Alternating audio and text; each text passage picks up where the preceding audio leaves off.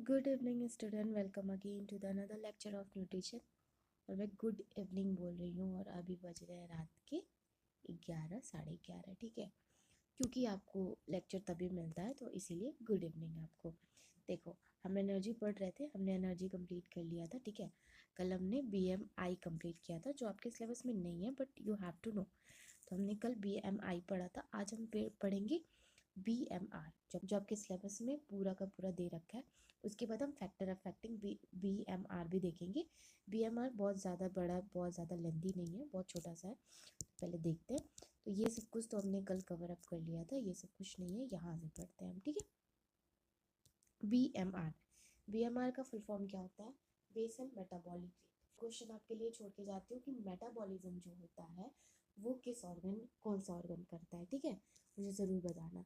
चलो, BMR का हम पहले इंट्रोडक्शन पढ़ते हैं। BMR is a minimum amount of the energy an organism expend to keep body functioning at rest, meaning where you are not actively digest food or engage in the physical activity।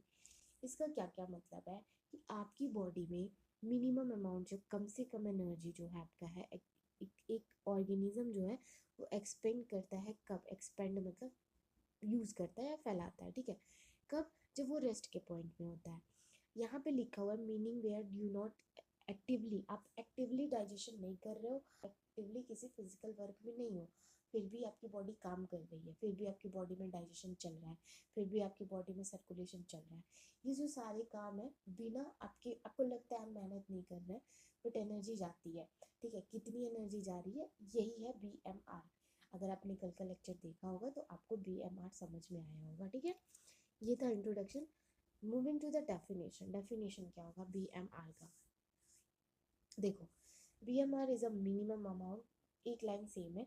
BMR is a minimum amount of the energy, जिसको हम calorie में calculate करते हैं, your body needs to maintain basic function at the rest like breathing, circulation and cell function. समझ में आया? देखो, जब हम ब्रीथ करते हैं हमको लगता है हम कोई काम ही नहीं कर रहे, बट फिर भी वहाँ पे एनर्जी लगती है। एनर्जी ना रहे तो ब्रीथ लेने में फिर दिक्कत होगी। ठीक है, सर्कुलेशन आपका इसी वजह से चलता है, आपका सेल के जो फंक्शन है इसी वजह से होता है। तो BMR बेसिकली यही है। ठीक, ये हो गया फंक्शन। फैक्टर देखो, BMR किस फैक्टर पे काम करता है? तो BMR इन्फ्लुएंस होता है। इन्फ्लुएंस मतलब पॉजिटिव भी एंड नेगेटिव भी। BMR आपका अच्छा भी हो सकता है, खराब भी हो सकता है। किस किस फैक्टर की वजह से? एज की वजह से। एज अगर कम होते जा रहा है तो BMR रेट कम होता जाएगा, अगर एज अच्छा है तो BMR रेट अच्छा होता जाएगा। यहाँ पे इन्फ्लुएंस मतलब होता है जिस प्रभावित करना, पॉजिटिव और निगेटिव। हम जब पढ़ते हैं अफेक्ट और इफेक्ट तो हम वहाँ पे पॉजिटिव और निगेटिव का पॉइंट रखते हैं। यहाँ का मतलब है दोनों। ठीक है, एज है एक फैक्टर, सेक्स है, हाइट है, weight, body composition. Body composition मतलब जिससे मिलकर आपकी बॉडी बनी है, उस सब पे ये डिपेंड करता है, उस सब पे ये इन्फ्लुएंस होता है। ठीक, पर्पस क्या है BMR के? पर्पस देखो, understanding BMR help in the calculating calorie need for the weight management and the understanding how your body uses energy. BMR को समझना इसलिए ज़रूरी है ताकि आप अपनी डेली की कैलोरी जो खा रहे हो उसको कैलकुलेट कर पाओ, अपना एक जो आपको आइडियल वेट चाहिए वो आपको मिल पाए। ठीक है, आप उसको मैनेज कर पाओ, आप अंडरस्टैंड कर पाओ कि आपके अंदर एनर्जी उस हिसाब से है कि नहीं जिस हिसाब से आपकी बॉडी फंक्शन कर रही है। समझे?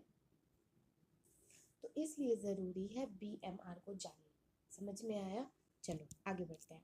अब हम देखते हैं कैलकुलेशन, यानी BMR को हम कैसे कैलकुलेट करते हैं। देखो, इन वुमेन इन मैन, हम दोनों का अलग अलग देखेंगे।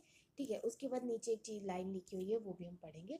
देखो, BMR वुमेन में क्या होता है, ये बहुत लंबा चौड़ा सा फॉर्मूला है। क्वेश्चन ऐसे आते नहीं है, बट आपको फॉर्मूला पता होना चाहिए। इफ़ आता है तो आप लिख सकते हो, बट आपको डायरेक्टली कभी नहीं पूछेगा कि आप फॉर्मूला लिखो, बट अगर आप लिख देते हो तो अच्छा मार्क्स मिलेगा। 655 यानी 655 प्लस 9.6 इंटू करना है आपको, वेट करना है किस में?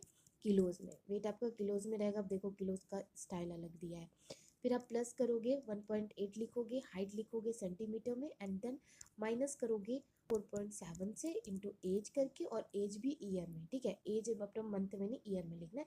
ये बहुत लंबा चौड़ा सा फॉर्मूला है, डायरेक्टली फॉर्मूला आपसे नहीं पूछा जाता, बट हाँ कॉम्पिटिटिव एग्जाम में पूछा जा सकता है, तो आप इसको याद कर लेना। आपके पास बहुत सारी बुक होंगे, बहुत सारे बुक में डिफरेंट डिफरेंट दिया होगा, लेकिन जो ऑथेंटिक डाटा होता है, जो आपके कॉम्पिटिटिव एग्जाम में आता है, जिस पे आप टिक लगाओगे, वो यही है। ठीक है, चलो मैन का क्या है, 66 plus 13.7 into weight in kilo में आपको लिखना है, फिर प्लस करना है 5 इंटू हाइट इन सेंटीमीटर, फिर माइनस करना है 6.8 एज इन ईयर। ये मैन में, वो वुमेन में था, ये मैन में। इसको रख के आप अपना बीएमआर निकाल सकते हो, आपका बीएमआर कैसे आ रहा है। ठीक है, लास्ट लाइन है आपका, the BMR formula uses for the variable for the height weight age and gender calculate the BMR. देखो इसमें क्या लिखा हुआ है कि आपका जो बीएमआर का फॉर्मूला होता है वो किस किस पे डिपेंड होता है। तो देखो बीएमआर के फॉर्मूला में हमें हाइट भी पूछ रखा है, वेट भी पूछ रखा है, एज भी पूछ रखा है, प्लस जेंडर का अलग अलग दे रखा है। तो इस पे सब डिपेंड करता है आपका बीएमआर का फॉर्मूला। समझ में आया? फॉर्मूला से कुछ ऐसे एग्जैक्ट क्वेश्चन नहीं आते सीधे सीधे, बस आपको पता होना चाहिए। तो आप अपनी कॉपी में नोट डाउन कर लो, और जितना हो सके 1-2 बार 4 बार 10 बार देखते जाओ, याद हो जाएगा। ठीक है, चलो आगे बढ़ते हैं। लास्ट पॉइंट है हमारा, और ये है आपके सेकेंड यूनिट का लास्ट टॉपिक, लास्ट चीज। ठीक है, फैक्टर अफेक्टिंग बीएमआर। कौन कौन से ऐसे फैक्टर है जो बीएमआर को अफेक्ट करते हैं? तो हम कुल मिला के 10 फैक्टर पढ़ेंगे, 10 में से आपको 8, 5, 10 जो भी याद रहा, और उसमें से आप बना के भी चीज़ें लिख सकते हो।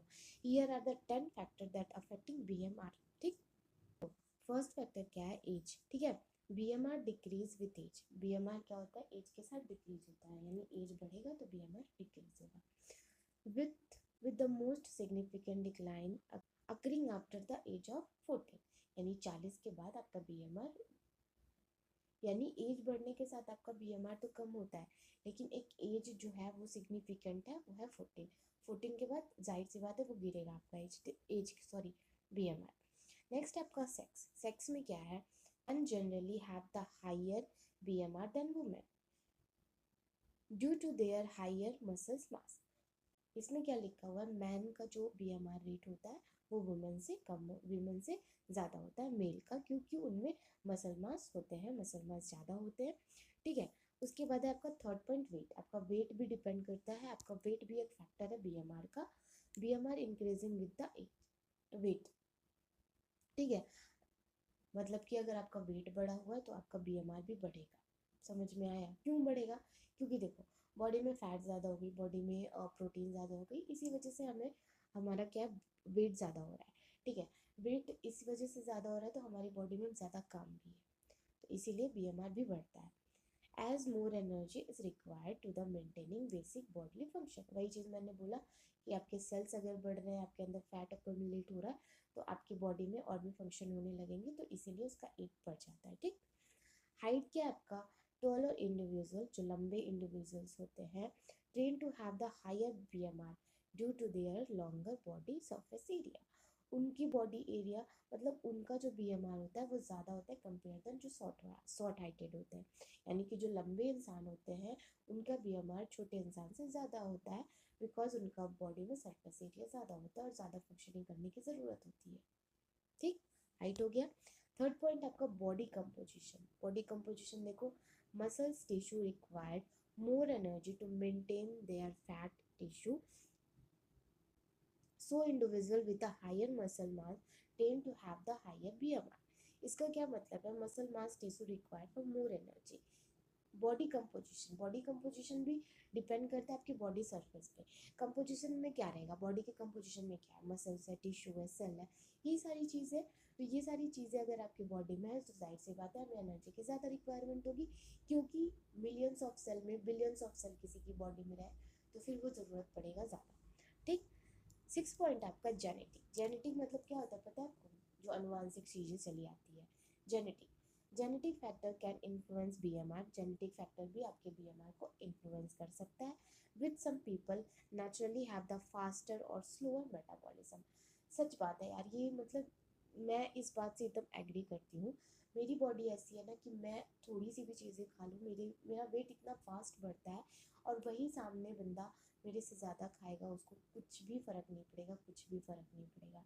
आई थिंक ये जेनेटिक है, क्योंकि मेरी फैमिली, मेरी नानी, मेरे जो दादी दादी को तो मैंने इतना देखा नहीं, मेरी नानी मेरे पापा सबका थोड़ा सा है वैसा। तो मुझे जहाँ तक लगता है ये सब कुछ जेनेटिक पे डिपेंड है, मेरी बॉडी जेनेटिक पे डिपेंड है, बिकॉज मैं नहीं उतना खाती हूँ जितना नॉर्मल लोग खाते हैं, जितना और लोग खाते हैं, और फिर भी वो पतले रहते हैं। अब उनका भी जेनेटिक है, देखो जो लोग ज़्यादा खा रहे हैं फिर भी पतले हैं, तो उनका भी वो चीज़ जेनेटिक है, ठीक। जेनेटिक फैक्टर इफेक्ट कर सकता है फिर BMR पे। सेवन्थ है हार्मोनल चेंज।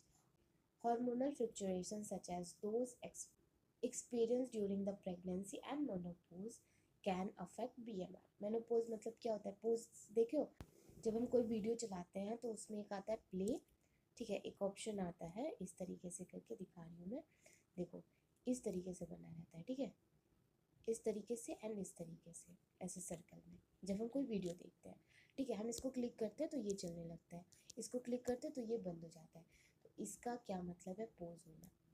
क्या मतलब है इसका? क्या मतलब है? पोज हो जाना, मतलब रुक जाना किसी चीज़ का। तो इससे तुम याद रखो मेनोपेज मतलब क्या होता है, जब एक वुमेन का, जब एक फीमेल का पीरियड जो है वो लास्ट स्टेज पे पहुंच जाता है, मेंस्ट्रुएशन साइकिल जो है वो अब ख़त्म होने वाला रहता है, उस स्टेज को हम बोलते हैं मेनोपोज। समझ में आया? मैंने कोशिश की आपको अच्छे से समझ में आए। तो उस स्टेज को हम मेनोपोज बोलते हैं। मिनार्की बोलते हैं जब चीज़ें स्टार्ट हो, जब पीरियड स्टार्ट होती है, जब मेंस्ट्रुएशन साइकिल किसी फीमेल में स्टार्ट होती है उसको हम मिनार्की बोलते हैं, और जब खत्म होती है तो उसको मेनोपोज बोलते हैं। ये सब कुछ क्यों हो रहा है? हार्मोनल चेंजेस की वजह से, ठीक है। हार्मोनल चेंजेस की वजह से ड्यूरिंग प्रेगनेंसी में भी हो सकता है, मेनोपोज में भी हो सकता है, और ये सारी चीज़ें आपके BMR पर अफेक्ट डालती है। 8 पॉइंट है आपका environmental temperature. Exposure to extreme temperature can increase BMR as the body works to maintain its internal temperature. जब आपकी बॉडी एक्सट्रीम टेम्परेचर में एक्सपोज होती है फिर भी उसका BMR बढ़ जाता है, ठीक है। चलो नेक्स्ट पॉइंट है उसका इंटरनल जो होता है वो मेंटेन करने के लिए, इंटरनल बॉडी टेम्परेचर मेंटेन करने के लिए। नाइन्थ है आपका डाइट एंड न्यूट्रिशन, ये भी डिपेंड करता है आपके BMR पे, ठीक है। Consuming a diet high in protein fibre and healthy fat can help support a healthy BMR। Consuming a diet high in protein, अगर आप कोई ऐसा सोर्स ले रहे हो जिसमें प्रोटीन और फाइबर ज़्यादा हो तो वो पचने के लिए भाई ज़्यादा टाइम लेगा, तो आपको BMR की भी ज़्यादा ज़रूरत पड़ेगी, ठीक। नेक्स्ट है आपका फिजिकल एक्टिविटी लेवल, ये तो सबसे नॉर्मल बात है, ठीक है। Regular exercise specially resistance training can increase BMR by building muscles mass. कोई जिम जा रहा है, कोई एक्सरसाइज कर रहा है, कोई योगा कर रहा है, कोई मजदूरी कर रहा है, तो उसकी बॉडी ज़्यादा काम कर रही है, ठीक है, ज़्यादा काम कर रही है, फिर वो जब रेस्ट लेगा तो उसका जो चीज़ें हैं रिपेयरमेंट है वो सब कुछ ज़्यादा चलेगा।